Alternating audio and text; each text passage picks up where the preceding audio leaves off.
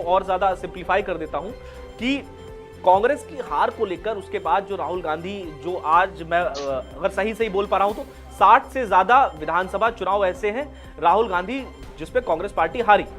तो अब राहुल गांधी के नेतृत्व में मैं जो बात कर रहा हूं, सक्रिय राजनीति में जब से वो आए, राहुल गांधी आज पश्चिम बंगाल के जब इलेक्शन हो रहे हैं, पहले तो उन्होंने इंडिया अलायंस को कमजोर कर लिया जब वो ममता बनर्जी के खिलाफ मुखर होकर बोले। ममता बनर्जी को उन्होंने डायरेक्ट टारगेट किया, इसका मतलब इंडिया अलायंस को कमजोर किया। 2029 में जो इंडिया अलायंस बन सकता था उसको कमजोर किया। ममता बनर्जी इस बात को नहीं भूलेंगी, राहुल गांधी ने उन पर जो आरोप लगाए।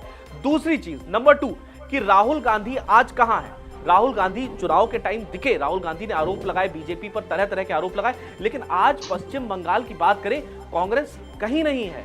आज अगर हम लोग बात करें तमिलनाडु की तो वहां पर नहीं, पुडुचेरी, केरलम की अगर बात करें, केरलम में वो भी अलायंस पे बात कर रहे हैं। पश्चिम बंगाल की अगर बात करूं तो अधीर रंजन चौधरी को अगर छोड़ दें, वो भी बहरामपुर सीट है जहां जिसको कांग्रेस का प्रवेश द्वार भी बोला जाता है कि कांग्रेस यहां से तो निकाल ही लेगी, वहां पर भी नजर नहीं आ रहे। तो कांग्रेस सर धीरे धीरे अगर कांग्रेस ऐसे जाती रही तो क्या विपक्ष की पार्टियां ही अब तीसरा विकल्प या थर्ड फ्रंट खड़ा कर सकती है?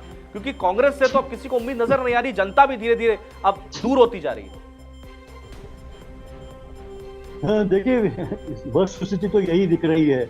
और बंगाल में भी कांग्रेस ने जो है कि चुनाव लड़ने लिया, तब भी आ रहे थे, क्योंकि आप जो है कहा यह जा रहा था कि कांग्रेस अपने को रिवाइव करने की कोशिश कर रही है, लेकिन उसको मेहनत बहुत करनी पड़ती है।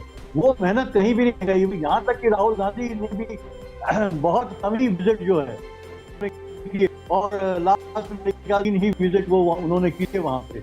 और तो संगठन चौधरी एक बात चेहरा देते हैं कांग्रेस का, उनका भी जो है जो केंद्रीय नेतृत्व है उससे जो है मन मुटा देता है।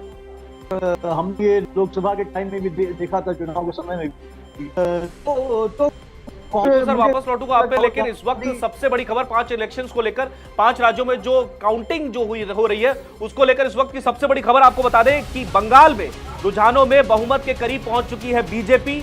तमिलनाडु में आपको बताया कि विजय की पार्टी को भारी बढ़त मिलती दिख रही है। असम में रुझानों में बीजेपी की वापसी तय मानी जा रही है और केरल में लेफ्ट की हार के संकेत मिल रहे हैं। ये देखिए स्क्रीन पर आपको दिखा रहे हैं कि केरल रुझानों में लेफ्ट की हार के संकेत मिल रहे हैं, लेफ्ट आउट हो रही है।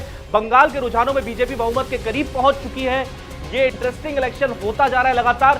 केरल से लेफ्ट आउट हो रही है, पश्चिम बंगाल से टीएमसी लेफ्ट आउट हो रही है, तमिलनाडु से बीजेपी विजय को भारी बढ़त बहुमत के करीब जाते हुए दिख रहे हैं और असम में रुझानों में बीजेपी की वापसी तय मानी जा रही है।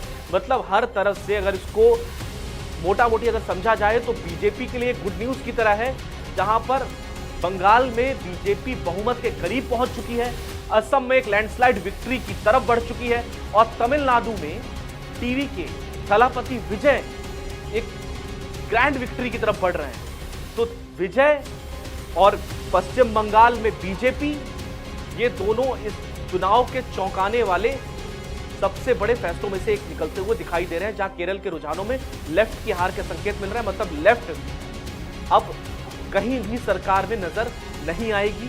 आखिरी राज्य था केरल, तो केरलम से भी अगर लेफ्ट आउट होती है तो फिर इसके बाद लेफ्ट का अस्तित्व क्या होगा, लेफ्ट की फ्यूचर पॉलिटिक्स क्या होगी, ये उनके समर्थकों को और उनके नेताओं को अब तय करना होगा। लेकिन फिलहाल हमारे साथ लगातार जो गेस्ट हमारे जुड़े हुए हैं, अनीता चौधरी जी भी हमारे साथ है। अनीता जी, मैं इस पर ये जानना चाहूंगा कि केरलम से जो हम तस्वीर दिखा रहे हैं उस पर जो रुझान में जो भी हमने ब्रेक किया कि रुझानों में लेफ्ट जो है वो सरकार से आउट होती हुई नजर आ रही है। अब इसको लेकर सवाल ये है कि क्या केरल से अगर लेफ्ट आउट होती है तो क्या ये केरल से लेफ्ट का मतलब लेफ्ट का जो विचारधारा है, लेफ्ट का जो अस्तित्व है, उसका भी खात्मा होने वाला है?